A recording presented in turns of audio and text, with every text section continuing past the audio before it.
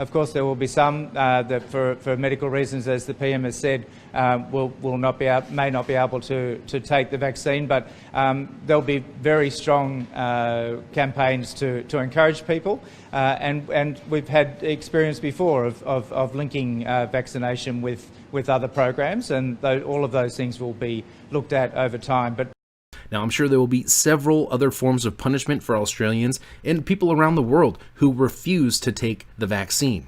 Now, Australia also granted itself the authority to remove children from their families under its COVID-19 Emergency Response Act to ensure compliance with emergency protocols. Businesses in Australia are also looking to enforce no jab, no job. So, if you don't take the shot, you won't have an income. You cannot support your family. You can't pay your bills. You can't keep a roof over the head. You can't put food on the table. Do you see where this is going? Okay, it's not a victory that he walked back the mandatory vaccines.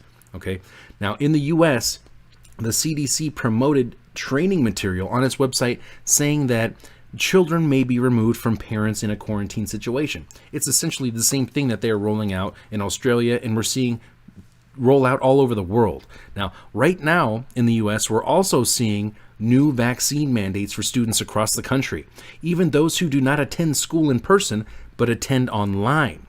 And if your child misses classes, online classes at this point, teachers have been reporting the parents to the police. Now, we are seeing a full court press right now globally to accept COVID-1984, to obey, and to roll up your sleeve.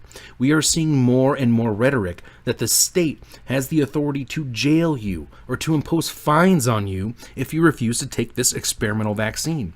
In addition to restricting your ability to having a job, going to sporting events, going to restaurants, going to a store to buy food, to receive government assistance, to go to school, work, travel, you name it. Okay, they're going to hold this against you. They're going to try to force you to willingly submit. This is blackmail. This is holding you hostage. This is tyranny, okay? And it's being justified by this manufactured crisis. And for generations, the system has been incrementally getting people more and more dependent upon this system of control. And now they intend to use that as leverage and force you to accept anything that the social engineers want. It started with a 2-week lockdown to flatten the curve, okay? Here we are 6 months later with no end in sight. And they're already rolling out the digital IDs, which will eventually include your medical records, your financial records and payments, your credit, your every aspect of your life essentially will be included on this biometric digital ID.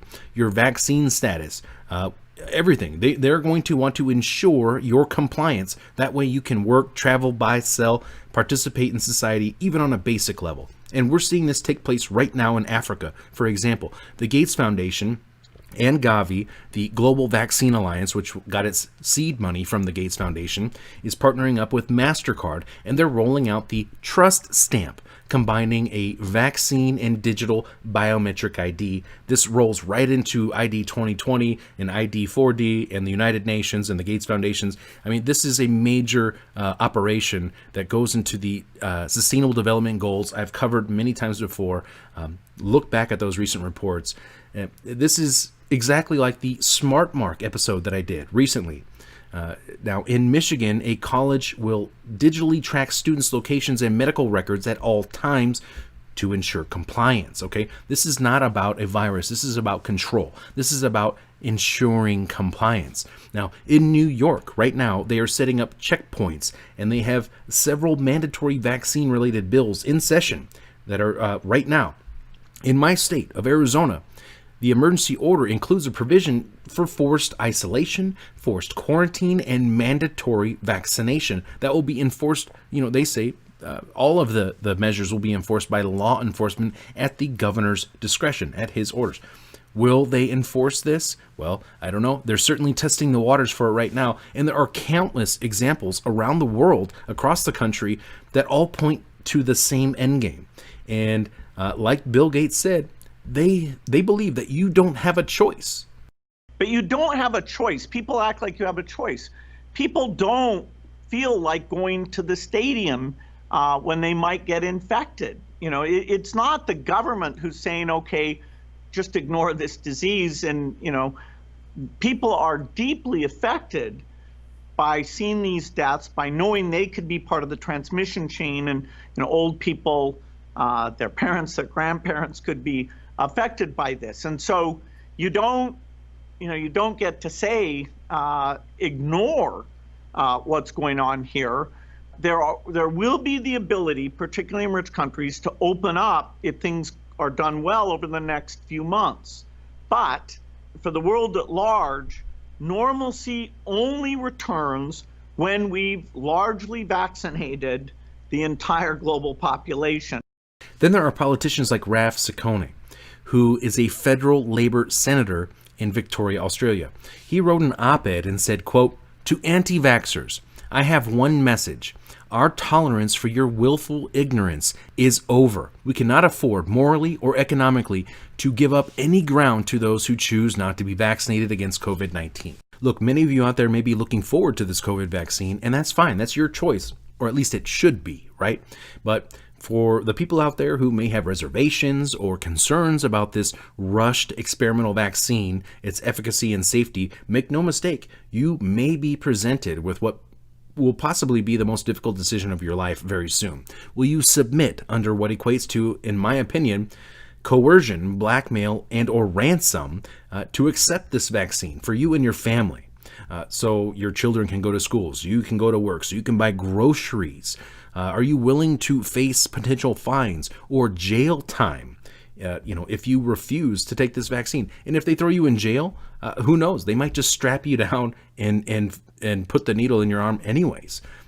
Will you refuse this? I don't know. I know where I stand on this issue, and this is a big decision that we may face very soon.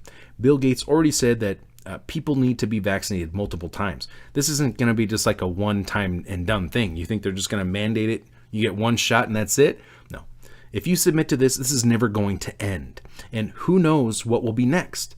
For example, our records indicate you didn't get your third booster shot this month. Your payments have been suspended until you update your vaccine records.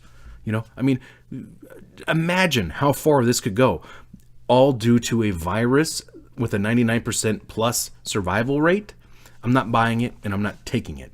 Personally, I have zero doubt in my mind that this crisis was manufactured to facilitate and usher in a new system of control, the likes of which will not only enslave humanity forever, but will fundamentally change what it means to be human. Resist COVID-1984 like your life depends on it, because there's a good chance that it does. Regardless of the consequences, I know where I stand. I know my position. Stay tuned for more. I'm Spiro. Be sure to follow me on BitChute, because it's videos like this one that promote the idea of individualism and non-compliance that will get this channel removed. I'm surprised it's still around at this point. And I think at this point it's obvious this is not about a virus. It's about control.